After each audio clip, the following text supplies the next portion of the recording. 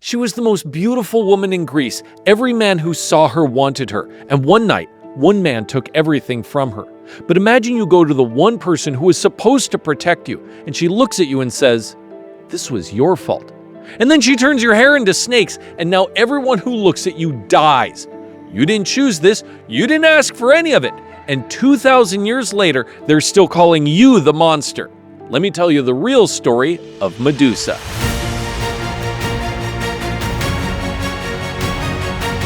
We're in ancient Greece, but not the Greece of Sparta and swords. Think white marble, olive groves, and temples so quiet you can hear the wind through the columns.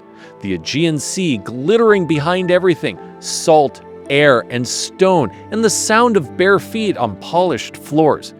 In one of those temples, a temple of Athena, goddess of wisdom and war, there was a young priestess named Medusa. Now, Medusa wasn't born a monster. That's the part no one tells you. Ovid, the Roman poet who gave us the only version of this story that explains what happened to her, says she was stunning, the most beautiful woman in Greece. Men crossed the sea just to see her. But her hair, that was the amazing part. That's what people remembered. Long, thick, dark, the kind of hair that moved like water when she walked. Poets wrote about it. Suitors begged for her. She could have married anyone. She chose the temple instead. She chose Athena. She chose the cool marble floors and the rituals and the vow. She gave her beauty to the goddess, not to any man. And in return, she got the one thing she wanted, a life that belonged to her. For a while it did. Then Poseidon came. Poseidon, god of the sea, brother of Zeus, one of the three most powerful beings in the Greek cosmos. He saw Medusa. He wanted her. And in the ancient world, when a god wanted a mortal, there was no asking. There was no refusing. He took her inside the temple, Athena's temple, on the cold stone floor, under the gaze of Athena's own statue. He held her down. And Athena watched. Not Poseidon, not the god who violated her sacred space and her sacred priestess in the same act. Athena watched Medusa. And when it was over, when Poseidon had walked back into the sea like nothing had happened, Athena made her decision. She punished the girl. Here's what Athena did to the woman who was attacked in her own temple. She took her hair, the famous hair, the hair that men sailed across the sea for. Athena turned it into living snakes, hissing, coiling, biting at the air around Medusa's face. The thing that made her beautiful became the first sign that something terrible was standing in front of you. Then she took the face, Medusa's gaze, the eyes that had drawn poets and princes, now killed. Anyone who looked into her eyes turned to stone, not slowly, instantly, mid-step, mid-breath, the expression frozen on their face forever. And just like that, the woman who had chosen a life of service in a temple became the thing that empties temples. The woman who had given up love could never be looked at again. Not by a lover, not by a friend, not by some random stranger passing on the road. Think about that for a second. She didn't do anything wrong. She walked into a temple to serve a goddess. A god followed her, and the goddess looked at what happened and said, "You're the problem." Medusa fled. There was nowhere else to go. Now, some versions of the story say she went to the edges of the world. Some say to Libya, North Africa, or to barren places where no one lived. She found a cave or a ruin or some forgotten corner of rock and sand, and she stayed there. And then the statues started appearing. Travelers who wandered too close, soldiers sent to kill her, young men who'd heard the stories and wanted to be heroes. One by one they came, one by one they looked, and one by one they froze. Mid-stride, mid-scream, hands still reaching for a sword, turned to stone. She watched every single one of them. She could see the curse didn't take her sight, it weaponized it. Every time someone stumbled into her world, she watched the life drain out of their face and a gray stillness creep over their skin. She was the last living thing they ever saw.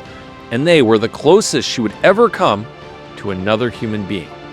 Row after row of them, a garden of frozen faces, and Medusa alone walking between them.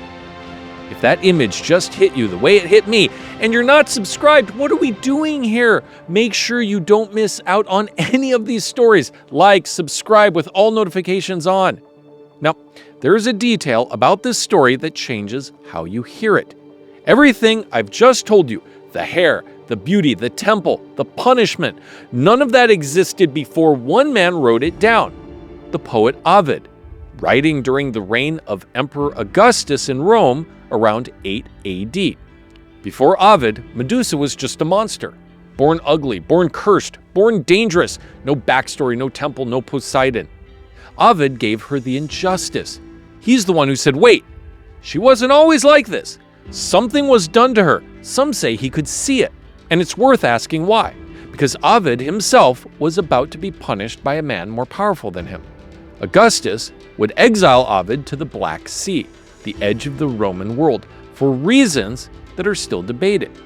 A poet, banished by an emperor, writing a story about a woman punished by a goddess. Maybe he saw something of himself in her. Maybe he just saw the truth. Now, the part of the story everyone knows, the part where the hero shows up, his name was Perseus, and he was not there by choice. A king named Polydectes wanted Perseus dead. Polydectes wanted Perseus's mother, and Perseus was in the way, so the king sent him on an impossible errand. Bring me the head of Medusa. He didn't expect Perseus to come back, but the gods had other plans.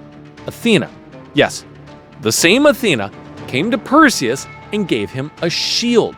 Polished bronze, smooth as a mirror. She told him, don't look at her directly, use the reflection. Hermes gave him a curved blade, the Graia. 3 ancient sisters who shared one eye between them gave him winged sandals and a cap of invisibility after he stole their eye and refused to return it until they helped. Think about the arsenal. A mirrored shield from the goddess who cursed her, a blade blessed by another god, winged shoes and invisibility, an entire divine toolbox assembled to destroy one woman sleeping in a cave. Perseus flew to the edge of the world. He found the stone garden first, the field of frozen faces, arms raised, mouths open, swords half drawn. He knew he was close. He landed. He walked among the statues, and he found her. She was asleep. Her snakes were asleep too, draped across her shoulders, coiled around her arms, their tiny heads resting against her neck. This is the one detail Ovid gives us, and it's devastating. The snakes, in sleep, looked almost gentle, like they belonged to her, like they were the only living things that could touch her without dying. Perseus never looked at her face. He turned his back, raised the mirrored shield, watched her reflection, and swung the blade. Her head came off, and from the open wound, from the stump of her neck, 2 things burst free. One was Chrysaor, a giant with a golden sword. The other was Pegasus, the winged horse, the most beautiful creature in Greek mythology, born from the place where a blade met a sleeping woman's throat. Pegasus was Poseidon's child, conceived in violence, delivered by death. The whole world would remember the horse. Almost no one would remember the mother. Perseus grabbed the head, he stuffed it in a bag, and for the rest of his journey, he used it. Pointed it at his enemies, turned an entire army to stone, turned a sea monster to stone to save a princess, the same face that Athena had cursed, the face that was Medusa's prison became Perseus's weapon. And when he was done, he gave it back. He gave the head to Athena, and Athena mounted it on the center of her shield, the aegis, the most feared object in the Greek world. She wore Medusa's face into battle, the priestess who had served her, the woman she had cursed for being attacked in her own temple. Athena took her face, put it on her armor, and carried it forever. The victim became the weapon, and the goddess wore her like a trophy.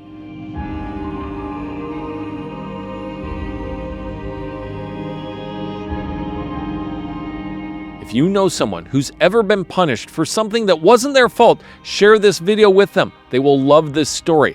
They cut off Medusa's head and wore it like a trophy. But there's a man in China who also lost his head, and it made him a god. The entire country still worships him today. Click on this thumbnail right now and watch it. And I'll see you in the next story.